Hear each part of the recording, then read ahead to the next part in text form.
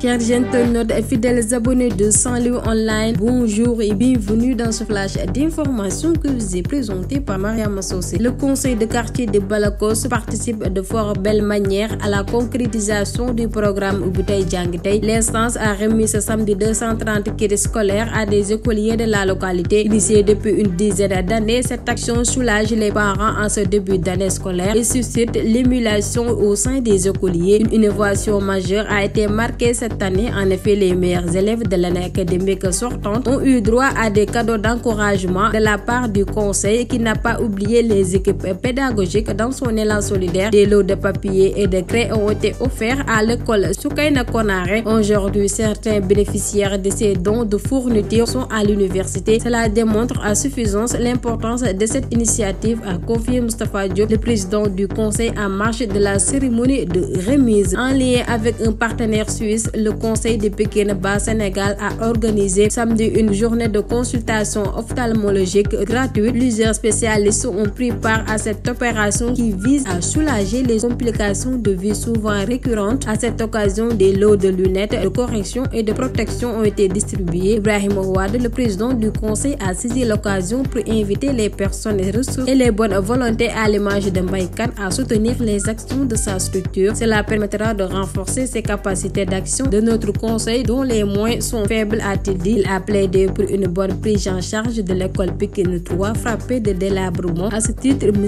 Khan appelle à la convergence des forces pour la bonne marche de cet établissement. On poursuit. La coalition Benno Bokk Yakaar de Saint-Louis a sonné la mobilisation samedi à l'occasion d'une assemblée générale d'information sur le lancement des opérations de parrainage. Plusieurs responsables de la mouvance présidentielle dans la région de Saint-Louis ont pris part à la rencontre avec des leaders de la coordination départementale. Mansour Faye, le délégué régional des parrainages, a salué l'unité, le dévouement et engagement des différents responsables, ce qui pour lui jure un espoir fort pour une victoire éclatante du candidat Amadou Ba au soir du 25 février 2024. L'édile de Ndar indique que des objectifs sont fixés à l'endroit de chaque commune, en exhortant les 5 communes du département de Saint-Louis mis sous sa charge à relever le défi. Et pour terminer, la journée mondiale du handicap sera célébrée ce lundi 9 octobre. Fatoumata Nyamba, directrice générale de la société d'exploitation du marché d'intérêt national et de la gare des gros porteurs, affirme: nous sommes tous sensibles aux personnes victimes de handicap. Se référant à la politique du chef de l'État, elle fait noter qu'il a beaucoup fait dans ce domaine. Le président Macky Sall a injecté plus de 500 millions au niveau du centre Talibou Dabo de Grand Yoff pour accompagner les enfants atteints de handicap. Fatoumata Nyamba affirme d'ailleurs s'aligner à cette dynamique pour accompagner les enfants à mieux se sentir à l'aise et vivre dans la société. Dans la même dynamique, la directrice dit accorder beaucoup d'importance à l'éducation des enfants de la commune de Grand Yoff. C'est ainsi qu'elle a remis des kits scolaires aux élèves issus de familles démunies de la commune. Il s'agit pour elle d'alléger les charges des parents dans cette période de rentrée des classes. Au-delà, cela va permettre aux enfants dès le premier jour d'être à l'aise et de s'imprégner facilement au curricula. Ce choix de la commune de Grand Yoff est spontané. Je suis de ceux qui misent sur les enfants et sur l'éducation. Le Sénégal est gravement préoccupé par la reprise des hostilités dans le conflit israélo-palestinien. Le samedi 7 octobre, a-t-on lu dans le communiqué des ministères des Affaires étrangères et des Sénégalais de l'extérieur. Le Sénégal condamne ainsi les attaques à l'origine de cette nouvelle spirale de la violence et appelle toutes les parties à la retenue pour éviter d'aggraver un bilan humain et matériel déjà lourd. Le Sénégal a également réitéré la nécessité de raviver au plus vite les négociations entre les parties en vue de parvenir à l'objectif fixé par les résolutions pertinentes des Nations Unies. Et voilà, c'est tout pour ce flash d'informations. Continuez à liker et à vous abonner sur ce. Portez-vous bien.